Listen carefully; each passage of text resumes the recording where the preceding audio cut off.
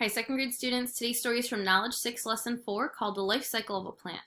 Before I begin our read aloud, I'm going to introduce you to our vocabulary words. Our first vocabulary word for today's story is the word attracted. Repeat after me. Attracted. Attracted means made someone or something interested in someone or something else. Our next vocabulary word is the word emerge. Say emerge. Emerge means to come out into view. Our last vocabulary word for today's story is the word protective. Say protective. Protective means helpful at keeping someone or something safe.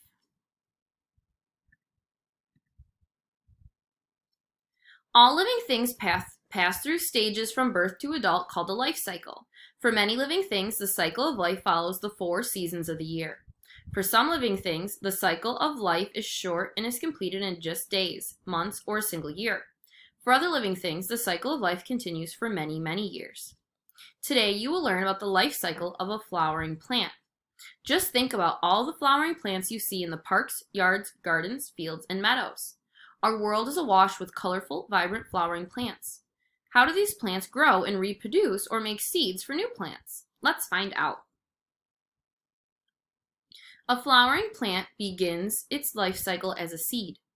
Seeds need special conditions to germinate or to begin to grow. Spring provides seeds with the right conditions to grow. Therefore, the life cycle of a flowering plant begins then in the spring. In spring, there is more sunlight and temperatures are warmer.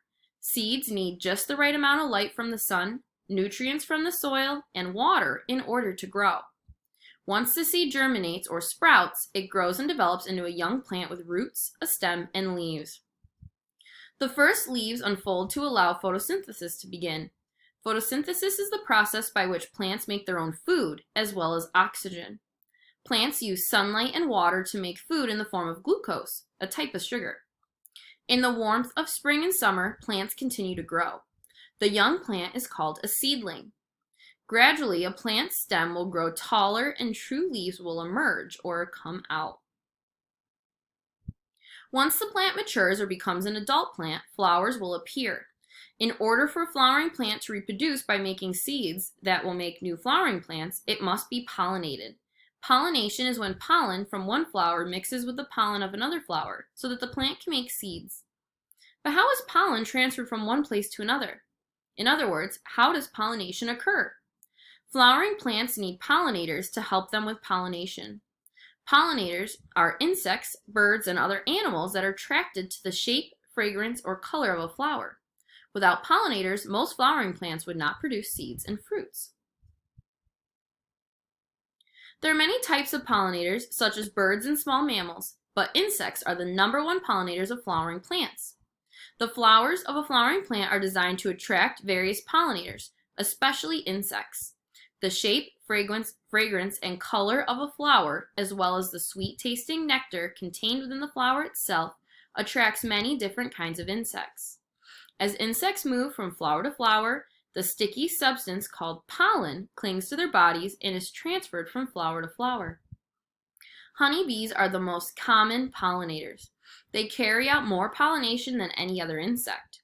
Some scientists think that bees are attracted to bright blue and violet-colored flowers, whereas butterflies like fragrant yellow, pink, red, and orange flowers. Butterflies also like wide petals so that they can settle on them while they drink the sweet nectar. Birds are important pollinators too, especially of wildflowers. For example, hummingbirds have perfectly designed beaks that can reach the nectar inside long, tubular-shaped flowers. There are more than 2,000 different kinds of birds in the world that feed on nectar. Birds have a poor sense of smell and help to pollinate unscented flowering plants because they are attracted by the bright color and shape of the flowers. A variety of small mammals pollinate flowering plants. Mice, shrew, and rats, even tree-dwelling animals such as lemurs and small monkeys, can help to transfer pollen. People also help with the pollination process. Often, when people are working in their flower garden, the sticky pollen is accidentally carried from flower to flower. For some plants, pollination does not just occur during the daytime. Some scented flowers attract nighttime pollinators, such as bats and moths. Although 90% of flowering plants are pollinated by animals, especially insects, the wind and even water can also play a part. Pollen is carried by the wind. Flowering plants that live in water, such as lilies, can be pollinated as the water carries the pollen from one plant to another. Once pollen has been transferred and reaches a new plant, the flower produces seeds. The next part of the process is called seed dispersal. This is the process of carrying the seeds away from the parent plant so that the flowering plant's life cycle can begin all over again. Just like pollination, there are various ways that seeds can be dispersed or spread apart in different directions. Many flowering plant seeds are carried away from the parent plant by the wind. As the wind blows, the seeds are carried up into the air. Some flowering plants have pods or capsules that explode, sending forth a burst of tiny seeds into the air.